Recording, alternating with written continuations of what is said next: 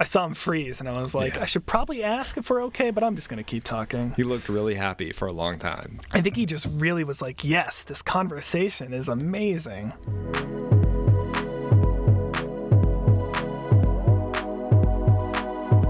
Welcome to the Thought Feeder podcast. My name is Joel Goodman. With me, as always, is the now locked in his office at work, John Steven Stansel. Our thoughts and prayers sincerely are with him at this moment. Sincerely, because, sorry, JS. I'm cold. We are extremely excited to have Steve App with us. Steve, welcome to the show. Tell us what you do at Campus Sonar. Thank you for having me, first of all, and excited to be here. A little concerned for you both because it appears you've run out of interesting guests after only 27 episodes. So that does not bode well for the longevity of your podcast here. The official title is Business Development Manager at Campus Sonar, but I like to tell people that basically I just spend a lot of time looking at conversation taking place online that is related to higher education, and more specifically colleges and universities within the world of higher education. And then I try to help people who work on campus in a variety of roles, marketing, admissions, alumni, understand what that conversation means to them. And hopefully, if I'm doing my job right, I'm told that I'm supposed to then turn those conversations eventually into revenue for our agency so that we can stay open. So while that's not always the means for my conversations, that is supposed to be the end result over time. Well, I mean, good luck to you as you try to turn these conversations into revenue. Yeah, we're playing the long game right now.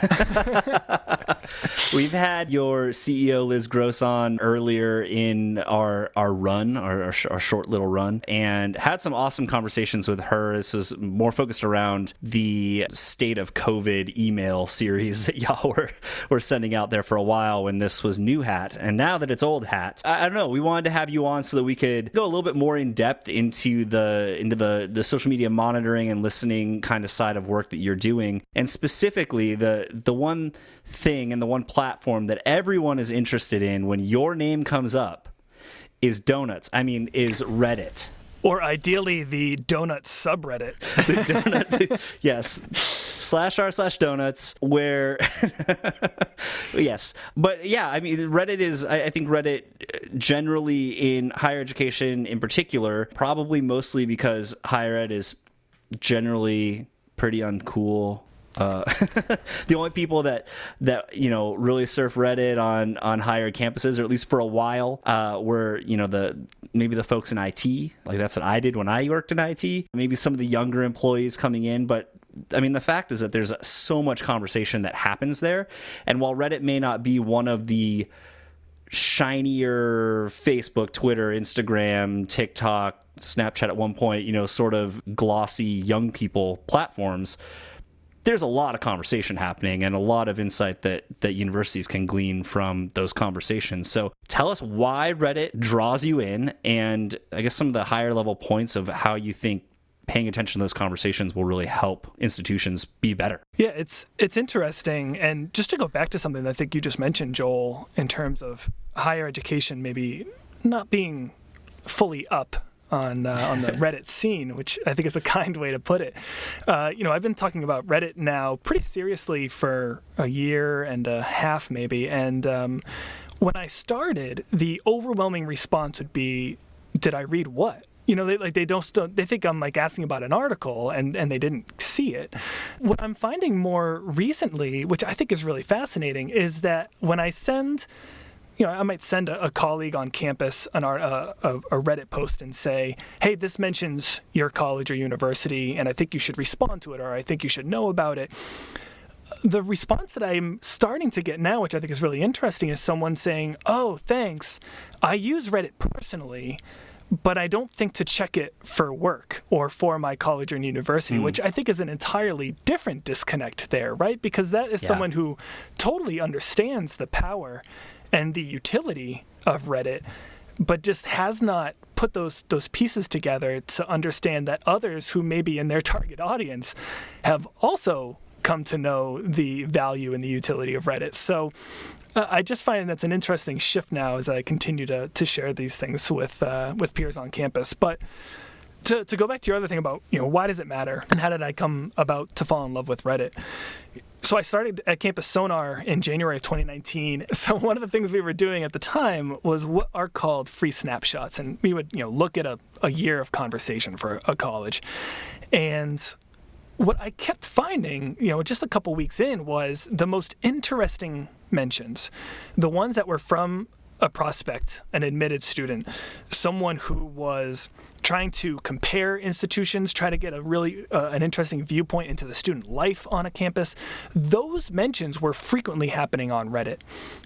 And what I've really come to learn, I think now as I've become more savvy with social listening, as I settle into this role, is we have essentially two things that are happening simultaneously when it comes to our prospects and our admitted students in particular, and our current students.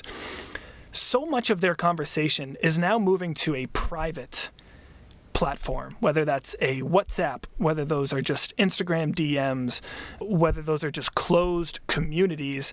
It's become, I think, a little bit more difficult to capture all of the conversations that are taking place that are relevant to our campus. But when we talk about the public places that these conversations are happening, I'm finding some of those conversations, especially from the prospect and the admitted side, they're not necessarily happening on the more popular channels like an Instagram or a TikTok. They're using those channels, but they're not exactly broadcasting their own college application or college admissions journey. But where they are sharing those conversations are in these communities, these subreddits, which are dedicated to that topic. And so increasingly, I just kept finding these mentions there. And I think it's a place that for campus professionals, it's reached a point now where you really cannot ignore this platform anymore. When you think about the OG social medium, it was basically forums, like BBs and stuff like that. But like Reddit's kind of the next generation of that. There's still a lot of that kind of built-in forum conversation, threaded conversation format. And yet there's a little bit more the short form stuff that Twitter introduced back in 2005, 2006. And so what's interesting to me is that we actually talked about this on our last episode with Jade Powell, is this kind of shift back for a lot of platforms, or I guess kind of the general social media sphere, to actually being social media.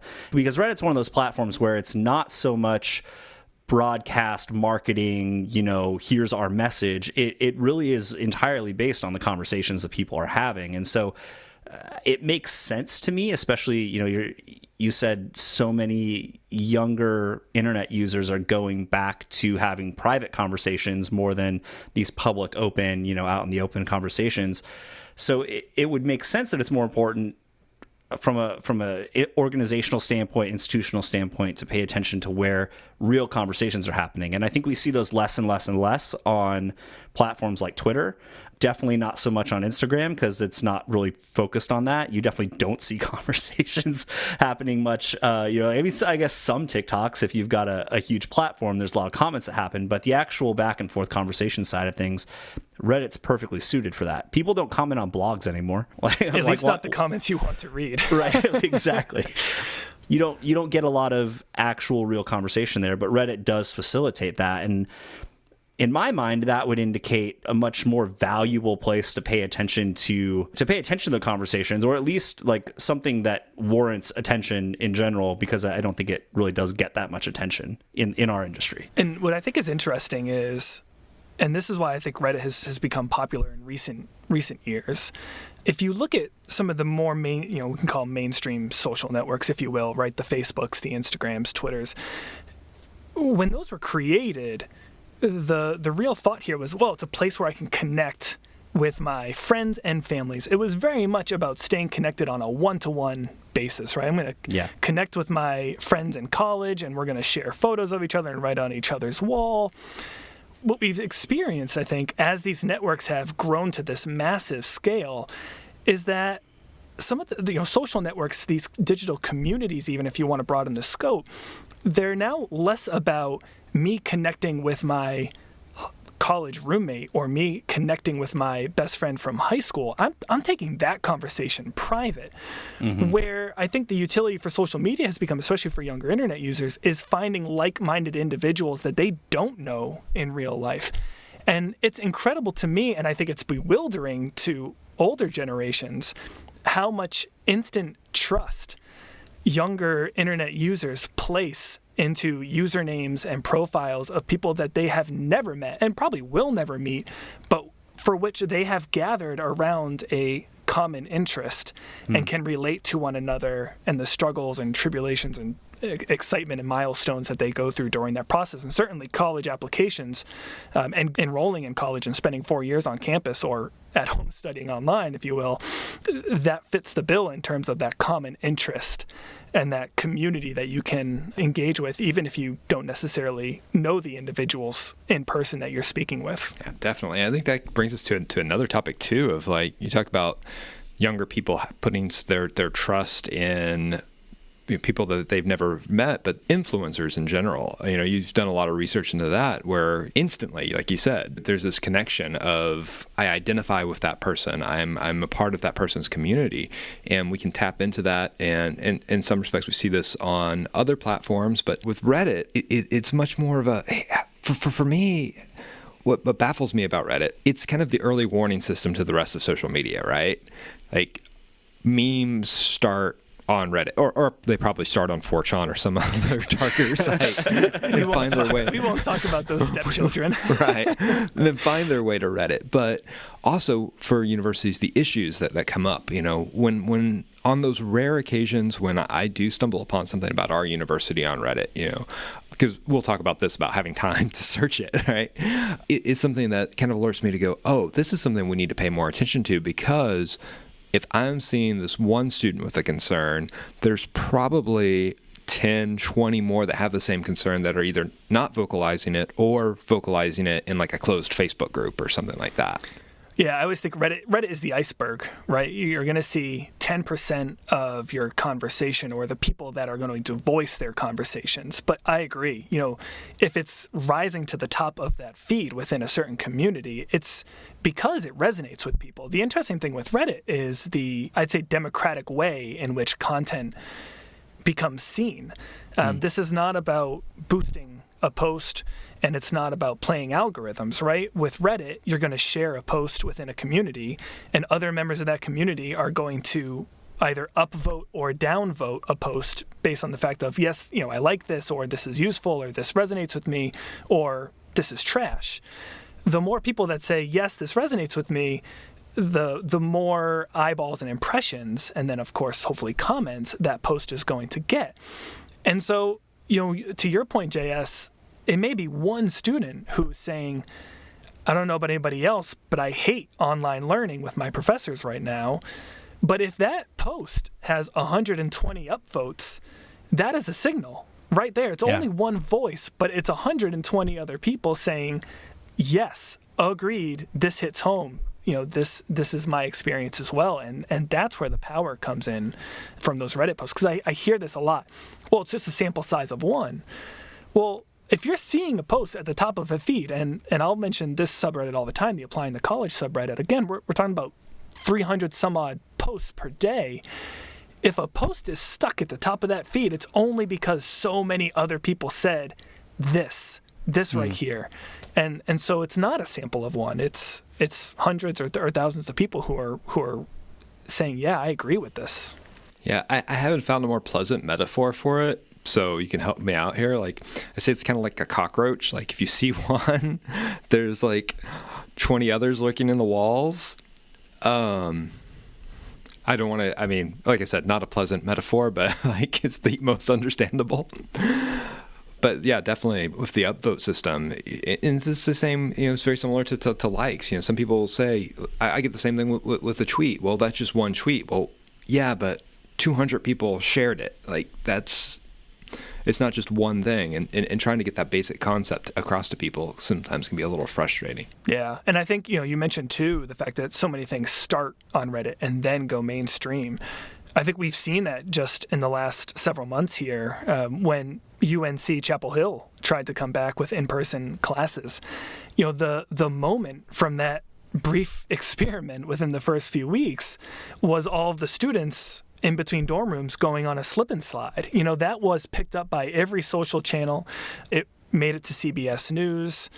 And yet, where did it start? On the UNC Chapel Hill subreddit. Yeah, Reddit is incredible, and there's so much going on. But as I mentioned before, as a social media manager and as a team of one, I just don't have time to make Reddit a part of my daily routine. I've between content creation, listening to all the other networks, and then finding time to jump into Reddit. So how can social media managers best do that and pay attention to Reddit? Yeah, I think this is where I'm supposed to say to hire Campus Sonar. Is this where you said I could put the product plug in the show? No. So I think it's about taking baby steps, right? It's essentially like putting your bandwidth into tiers, and then deciding how much you can invest in the platform. So at a bare minimum, I like to say, if your job is overwhelming, on a weekly basis, on a bi-weekly basis, try to just, for one instance, search for your institution's name in a relevant subreddit. That could be hashtag, that could be, I'm the Reddit expert, right? That could be r/college, that could be r/applying to college, that could be r/college life or grad admissions, law school admissions, depending on what your focus is. And just see, is anyone talking about your institution on one of those more popular subreddits? Also, if you have a dedicated subreddit, and the kind of matrix here is that the larger your institution is and the more selective your institution is, the more likely you are to have a dedicated subreddit. And by that, I mean a community on Reddit that is dedicated just to talking about your institution. If you have one of those, again, once a week, every 2 weeks, just check in and just search for some words that might be of interest to you in your role. That could be a post from prospects and admits. Those could be comparison posts. Those could be student life or financial aid posts. We were just working with a client, and a student had posted on a Reddit or on a dedicated subreddit that they hadn't heard from their financial aid office in 3 weeks, and they were trying to get a question answered. You don't have to respond to that post within the minute, but if at least as part of maybe your Friday routine, you're checking in and can see a post like that where someone's saying, I need answers to this question and no one's getting back to me for financial aid, well, now you can at least make that connection to your financial aid office and figure out how you can connect that student to the resources that he or she needs. So you don't have to be in it on a daily basis to get value from it. It can be a good spot to just do some spot checks every so often. The other thing I like to mention is if you're going through a crisis, and we can define crisis as not every a day. pandemic. Yeah, not a pandemic. But if you've had a student death on your campus, if there's free speech, protests, things of that nature that are taking place on your campus, those are really valuable times to tap into a dedicated subreddit, especially if you have one on your campus, just to get a sense of what's the vibe, what is the feeling, what is the mood among our student body right now. And that can be that can serve as some really kind of down and dirty market research when you need it in an agile manner. Yeah. That feels kind of like the way I was using Yik Yak back in the day, where it's like, oh yeah. Where once a day I would just check into it to again, the vibe of the campus, and when I was first starting out and looking for a full-time social media job and I was interviewing at different schools, I would go to those schools and get on Yik Yak and felt like I could get the true vibe of the campus a little bit more than I could from just looking on Twitter, which if potential employees, of course it's a skewed audience being social media, but if an employee is possibly doing that, of course your students are, right? Well, and that's the thing. So if you're a VP, if you're a director, right, these are the folks generally who are not aware of Reddit and are maybe discounting Reddit a little bit more than a social media manager, a digital content, strategist or something of that nature. And that is the thing, right? So you can have your brand, you can advertise, you can market, you can pick up your bullhorn and pump your message out into the marketplace as much as you want. But at the end of the day, where your prospects are going to go to get the true message, the true brand, the true culture of your campus is Reddit. So essentially, you're essentially shouting out into the void. You know, your message may not pass the sniff test.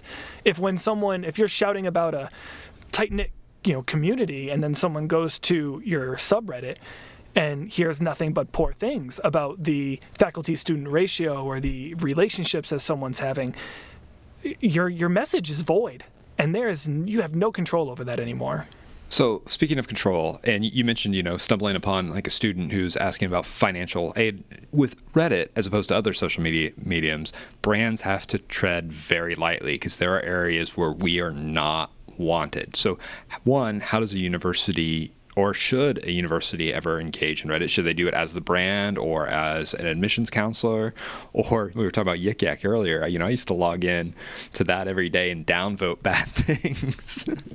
I remember you talking about that. Yeah, to get them off there. It only Yik Yak, I think it only took like 5 downvotes before it would go down. So I had like 5 people in the office with Yik Yak. Like, hey, that's really bad. Like, get that off of there. That's a pro move right there. Yeah, but definitely can't do that with Reddit. So how can universities use Reddit, from that standpoint as to engage? Yeah. So it depends on the substance of the content that's actually being published on Reddit. What I like to say is, if you are an administrator, if you work in your marketing office, if you work in an admissions office, the post that you are looking for in terms of actually engaging with that student is anything technical. And this is the part that's even bonkers to me, right? Or you have students and prospective and admitted students who are going to Reddit to ask very technical questions about credit acceptances, about scholarships, about financial aid, that their fellow students have no business answering. And this is the downside of this peer trust issue, right? Is that sometimes you end up with misinformation that gets spread on this platform because the people who don't actually know the answers are still sharing answers and they're trusting those answers.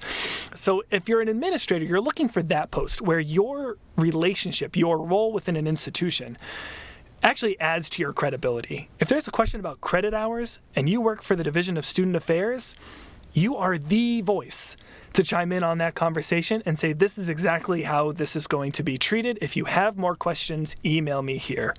That conversation, that engagement, that will be welcomed in that channel. But if you're going to come in on can someone tell me what the student life is like on campus? Or, hey, what's the culture here? And you chime in as the dean of students and say, oh my gosh, you're going to love it here. We have a 100% student satisfaction rate. Yeah, you're going to be voted off the island pretty quickly. So it's all about what are the right types of posts. But what I like to say with those, what's the culture? What's the vibe? Do you like your roommates? How good's the dorm food, right? What's the surrounding area like? Is this a party, scene? Which are all real questions that people are asking about campuses. I don't recommend administrators chime in on those posts, but what I do recommend is that they work with members of their student body that they know and trust. That could be student ambassadors. Those could be campus tour guides. For a lot of schools, I know they're one and the same. Get them on Reddit. Ask them to chime in on those questions. Do not tell them what to say. Do not say, go chime in and say that you love your roommate, and even if you're locked into a quad for your first year, it's going to be the best experience of your life. But send them that post and say, hey, here's a really great question about the first year living on campus. Can you respond to this with your honest opinion? And that's all you need to do, because trust is going to come up. Trust that the people you've hired as student ambassadors, as campus tour guides, that they're having that positive experience enough that you don't have to tell them what to say, that they are going to share what they honestly feel, that it will come across as authentic, but that it will reflect on the school as, another student is answering my question. And the prospect and the admitted student is going to say, I trust this response. Well, I mean, you trust them to go out with a group of students and parents, and who knows what they're saying while they're doing that. You've been through training, but, people say things and, go off the cuff and off script a little bit. So why not trust them digitally? But what you say there too, with that level of trust and why students are going asking this, when years ago when I was searching for my college, right? The best piece of advice I got was don't always trust the tour guides. it was go into the cafeteria and look for the stoner guy staring blankly into his bowl of Cheerios and ask him what he thinks of the university. That was exactly it. Stoner guy staring into Cheerios. Well, I think this is a super important point for everything that institutions do with digital media. I mean, social media can be content marketing or whatever else. Like, we talk so much internally about how we're striving for authenticity, but Reddit is actually one of those platforms that demands that authenticity because you were saying earlier, Steve, the democratic way that content is upvoted and downvoted and given weight and importance. But I mean, it actually is crucial. You have to. I think for a lot of schools, they're going to have to look at the type of content that they create and write and produce for other channels, and realize that it may not work on Reddit, but at the same time, like, maybe you should question that content as well that you're putting on other platforms and put it through that filter of how actually authentic is this? Is it appropriate? JS started to bring up influencers earlier in our conversation, but I think that's one of those dangerous sides as well. It's like, how authentic is that content? And is it on the one hand, you could be managing that in the way that you would manage your brand ambassadors and hopefully putting that amount of trust in those people. But we don't see that a lot. It really does just turn into advertisement for the sake of pushing out advertisement, and that authenticity is lacking. So I think there's a really precise balance that has to be drawn and has to be kind of weighed out there. And I don't know, maybe hire the stoner guy to go and talk on, to go and share his thoughts on Reddit. Or I like to say, look, dig into your subreddit and figure out who that student is or young alum that's already in that platform. Who's already answering those questions and who is doing it in a way where you're like, yeah, this is content that I'm okay sharing with future prospects or admitted students. They may not work for your office, but if they're engaged in the platform, if they're showcasing the kind of student that you want to showcase as an institution, DM that person. Hey, I see you answering these questions. Can I send you future questions in hopes that you'll answer? That's fine. It doesn't have to be an official arrangement where they happen to be a student worker for your office. And in most cases, I think JS, is that student probably the stoner in the corner of the cafeteria? No, but the content might even be one shade more authentic than that of a campus tour guide who probably even subtly is trying to tote the brand line a little bit. Well, I've gotten multiple questions on the university Facebook page, like, hey, I'm thinking about coming there to study X. Can I talk to a student? And I'll reach out to faculty first, say, hey, do you have a student that you would feel comfortable talking to this person and setting that up? And I think that's incredibly beneficial, and also that's the kind of student we want at our school. That's, doing that level of research and really wants to know about the university. So bending over backwards to assist them is what we need to be doing. Reddit can also be, and I'm talking a lot about admitted students, prospective students, which essentially, right, what we're talking about is Reddit for yield, which I make a focal point a lot when I talk about Reddit, because at the end of the day, whether you're in central marketing, whether you're in enrollment marketing, like, your job is to bring in students and help earn revenue for the institution, so many of which are tuition dependent now. But it can also be an incredible tool for student retention and honestly just meeting the needs of your student body. The great example here, it's a great example, it's a terrible story, but it's a good example, is an institution where they did have a student death on their campus. And administration does what administration does anytime that unfortunately happens on a campus, right? They all gather around and they talk about what statements they want to draft. What is the president going to say about this? What is the dean of students going to say about this? When the social media manager looked at their dedicated subreddit, they found that the students were already talking about what they wanted from the institution, which was an open town hall where they could gather and they could ask questions about how this reflected on their student community and on the culture and on the mental health of students overall.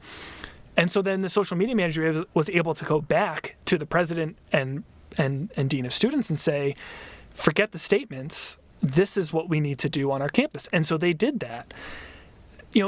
Talk about customer service and making your students feel welcomed and heard. That is a direct outcome of this has happened. This is what our students want. Let's give our students what they want. It sounds simple, but it should be that simple. Yeah, well, I want to underline this too, because I think it's one of those, we're using a very specific example with a social media platform, but this is just good practice in higher ed. It's listening to the community wherever that community is at. It's having empathetic listeners that are able to take in what those people are saying and then turn those into actual solutions and hopefully actual change at where those friction points are and those pain points. It's weird. I mean, it's what I, as a designer, when I'm doing user experience projects for websites, that's what I'm thinking about. All the research that I'm doing is people coming from all over the place.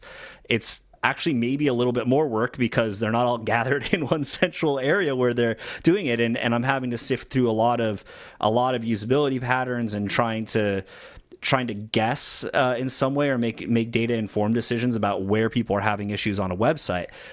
With doing this kind of social listening with Reddit, with Twitter, with Facebook, despite the not having automation, not being able to automate because of some of the privacy restrictions they have on their API and that sort of thing, but just paying attention to those conversations, you have people actually saying exactly what is wrong, and all it takes is a little inclination from someone, or a little of your employment budget going to someone or some person to pay attention. I mean, institutions should take that seriously because it's low-hanging fruit. Like they're saying exactly what you need to do. You just have to listen, internalize, and implement it in some way that addresses what those pain points are, or amplify what those awesome points are, those points that people are really excited about and really value in their experience at your institution. Well, you want to talk about low-hanging fruit and celebrating those milestones. The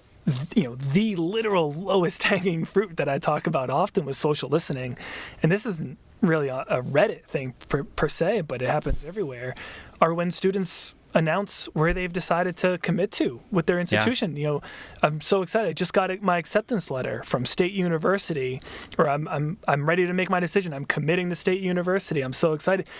It's amazing to me the number of those posts that go unanswered, unliked, uncommented on. And a lot of times it's the ones, what I like to say is students and their parents, to be clear, they're so excited. They honestly don't even think to tag the school. They're just putting it out there in plain text. Yeah. And that is where it gets missed, is because the social media manager more than likely does not have the bandwidth or the tools to do searches for plain text mentions. But those are posts, if we're talking about the student customer journey here, the very peak of excitement, until graduation, it will not be beaten, is when that student gets their acceptance and makes their decision. And all you have to do at that moment is celebrate right alongside with them. And yet those are mentions that are still missed way more often than they should be. And it's something as simple as clicking a button too, right? Like I try to respond to all those, but like when it's, heavy, sometimes I just have time for, quick like.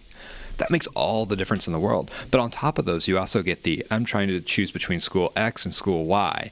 And if one of those schools replies and the other doesn't, that says just so much.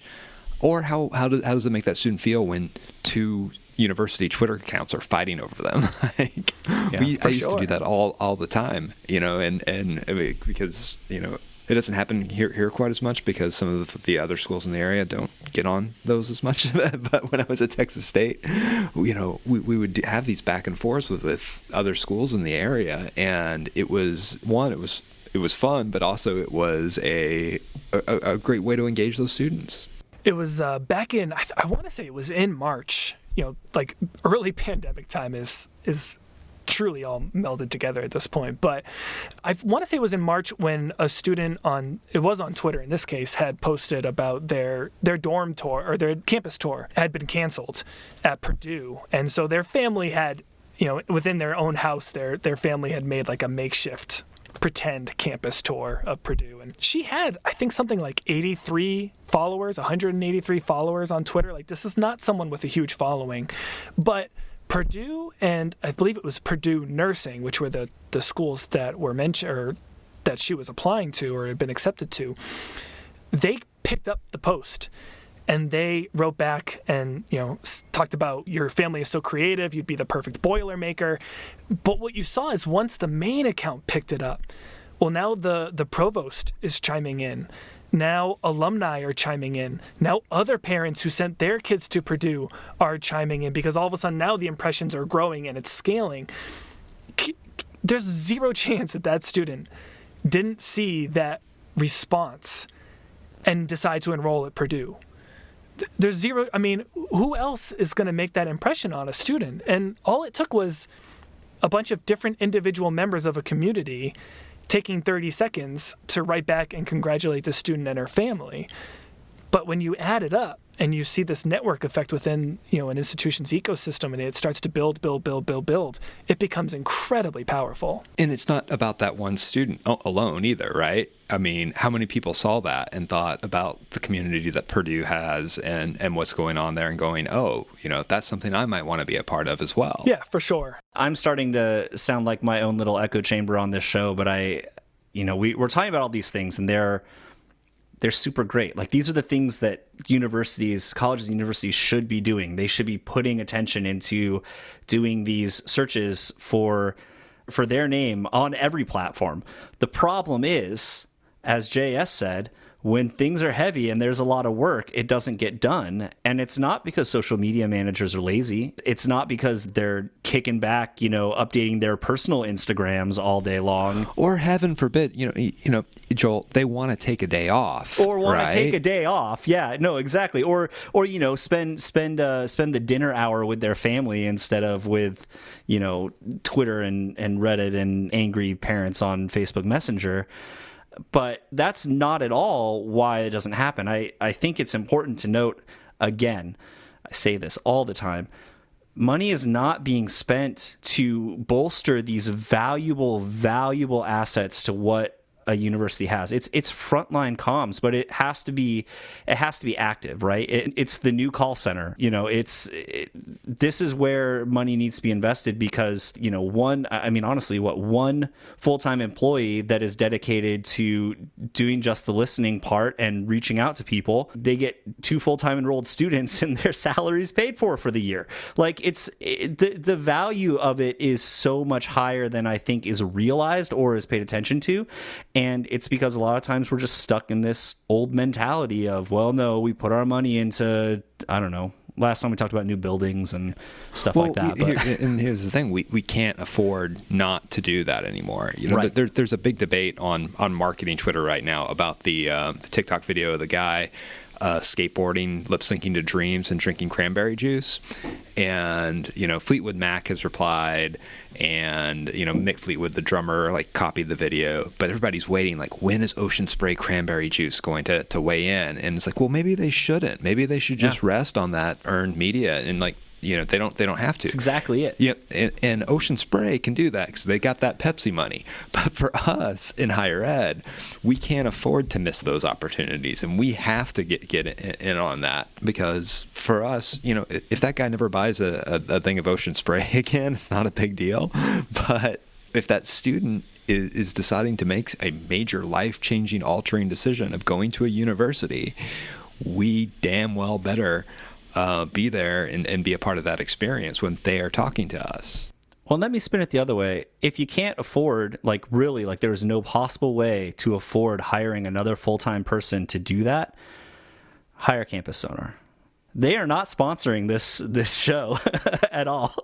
I appreciate and find value in the work they're doing, and I think there was a time when higher ed didn't really understand what social listening is. And, and I hope our show is being a little bit more of a informative base for that, to show how social listening can be applied to make these incredibly important marketing moves and decision moves and reputability moves for colleges and universities, because it's super important. It's not the next frontier. It's the current frontier, and it's been the current frontier for years. Yeah, I'll act like Ocean Spray and sit on that earned media coverage for a moment. But the one thing I'll say is we talk about allocating your resources correctly. We can talk about new buildings or back in the day, everyone loved to rail on lazy rivers. Right. But even now, right, let's not forget, colleges and universities are still spending hundreds of millions of dollars on direct mail, on sending postcards to students that don't have an interest in the institution and will probably throw that mail in the trash. And this is not a hot take. Schools know that 2/3, 3/4 of that mail is just going to be thrown in the recycling bin, but they will spend enormous amounts of money on that anyways. And this is as much of a soapbox as I'm going to get on here, but what I'm really having a hard time wrestling with right now is why an institution is so willing to spend incredible amounts of money to try to get people into their funnel, but why they're so reluctant to spend money on engaging those individuals once they've entered the funnel. I cannot figure out why that is the situation that so many institutions are still stuck in right now. We're supporting the post office, Steve. Yeah. Somebody has to.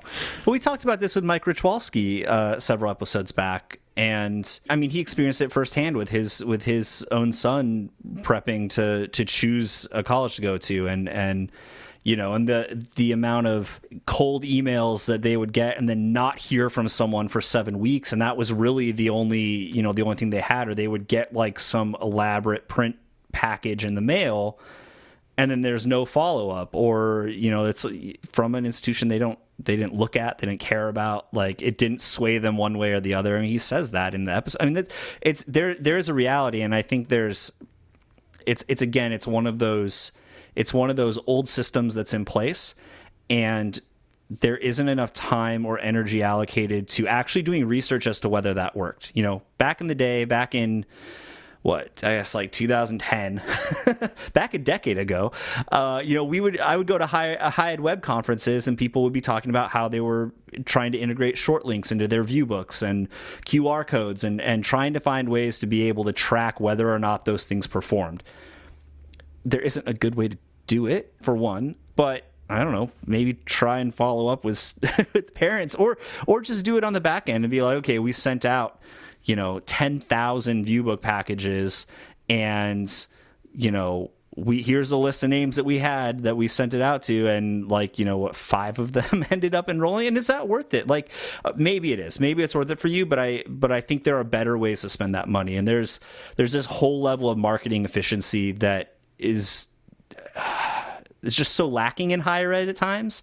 And I really hope that we're on a path to trying to tweak some of that and pick the best value places to spend that money and to spend that time and to allocate our employees' hours, honestly. There's a wonderful early episode of the Freakonomics podcast, and they're telling a story of a company they were working for who used to put out a huge newspaper piece out every year right as the holiday season was gearing up, because it was their busiest time of the year for sales. And the consultants were saying you should stop running those ads because they're not making a difference. And the company's like, you crazy? We can't stop running this ad. And then somebody accidentally made a mistake. And one of the major markets that they advertised to did not get the newspaper ad. And so then the Economist is like, this is wonderful. Like, we can compare this market that didn't get the ad to these other comparable markets that did get the ad, and we can look at how many sales and revenue you made from those two markets. And what they found was that the newspaper ad did not do any lift. It hadn't actually made a difference in the sales. So they said to the group, well, hey, this is great. You can not run your ads in the next holiday season. And the company's response basically was like, are you crazy? We can't not send that ad out. And I think that's sometimes the thing that we're experiencing in higher ed is, and this is something that I try to empathize with, when you get high enough in higher education, you're essentially on a 1-year contract. Did your class come in or did it not? Yeah. And if you decide not to do direct mail and you don't reach that class, you may be building the foundation for a long-term, innovative digital marketing strategy, But if you didn't meet your class, it's going to be some other VP that's experiencing the fruits of that labor, because you're not going to be around to see it. And I think oftentimes that is the challenge, right? Is it's really hard to get someone to stop doing something, because if they do the things that have always worked in the past and it doesn't work, you can kind of say, hey, I did our process, but if you change that process and it doesn't work, well, there's no one else to throw the stone at. The attention's going to be on you, and that's a scary thing to do. I do recognize that. All that fear. Now, I mean, it's very true, and I think it's disappointing that's the way that it's set up, and I think that goes back to a previous episode where we just talk about how there's a lack of innovation that happens, and I think that's just one of those systemic structures in place that does make it hard. And it makes it hard when you need a job, when you're that VP and you don't see any way that you can get a job at another institution, or you've got a family to take care of, or that sort of a thing. Like, it makes it very hard to do legitimately good, future forward pressing work. And I hope that changes. I hope we as an industry can make progress towards that, because those are the things that are going to future-proof us for future pandemics, future disasters, future drop-offs in enrollment and interest. Joe, all it takes is one, right? We're an industry of imitators, right? Yep. So the one university that does this and says, okay, we're going to cut our mailing budget, we're not going to do as many billboards, we're going to really focus on digital, and then has a higher yield that year, we can guarantee that the dominoes will start falling, and other universities will do it. But somebody's got to be the first one to do it. Yeah. Yeah, and I don't mean to. I don't want to make this episode appearance of just casting blame and doubt on our industry. That's my job, Steve. Because I think it's tricky, and Joel, we talked about this earlier with resource allocation, and now we've completely gone off the rails of what the purpose of this episode was. So I apologize to all of your listeners, but that's what we do. Okay, good. But for the social media manager who doesn't have the staff numbers or the advertising budget that they want, well, they're going to look to their director or VP and blame that person. Well, the director and the VP is going to say, well, I'm told that I've got a third of the budget to work with than I usually did or previously did. And that person's going to blame, the president or the CFO who's doling out those resources. Well, the CFO is going to blame the state system if you're a public institution, because your state appropriations have been cut since the latest recession and they're not going to be replaced. So, it's not any one person's fault or responsibility to fix the situation or that the situation is what it is when it comes to all the things we'd love to change about marketing within higher education. It's become an industry-wide issue that we're going to have to get innovative and creative about, because the situation's probably not changing anytime soon. Can we end with the Spider-Man pointing at Spider-Man gif? But anyways, Reddit is great, and you should all use it. But with that, we can take those small steps, like being active and getting in on social listening and paying attention to our students' voices and acting upon that in order to take those small steps towards the change. And I think you hit on that perfectly, Steve. So with that, thank you for being on the show. Do you plug your pluggables? What do you have to plug? Where can people find you? I know Campus Sonar has a book coming out very soon. We do have a book coming out very soon. I've heard it has some expert guest contributors that played a role in that book. I heard something about someone that might be on this podcast being a contributing editor. And it's not the person who works for Campus Sonar, I'll tell you that. So. Oh, it's amazing. And it's not me either. So I'll let our listeners do the sleuthing. It's a wonderful book. I've gotten some previews of it thanks to our design team. And the content, I think, if hopefully from the work we've done in the past, is going to be incredible. And the layout is incredible too. I'm really excited for people to get their hands on it. And on a personal level, Twitter is where you're going to find me. At Stephen App, Stephen with a PH. If you spell it with a V, you spell it wrong. Yes. And we will take that hot take, and we will. That is a hill I will die on. And you can find me on LinkedIn as well. Just search for Stephen App there too. Thank you so much for listening to the Thought Feeder podcast. If you'd like to leave us a rating or review, we would greatly appreciate it. You can find us on Apple Podcasts. You can follow us on Spotify. We're on Google Podcasts. We're on, I don't know, whatever podcast app you use, we're going to be aggregated there. And we would love for you to subscribe as well. You'll be notified of all of our future episodes. And if you want to listen to past episodes, you can visit thoughtfeederpod.com. We've got downloads, we've got streams, we've got transcripts, we've got, well, that's about all we got. And you can follow us on Twitter at ThoughtFeedPod. We want to thank our guest, Steve App, for being here one more time. Steve, thanks so much. This is a great conversation. We really appreciate you being on the show. Thanks, gentlemen. Appreciate it. I really had a good time. Thought Feeder is a production of University Insight.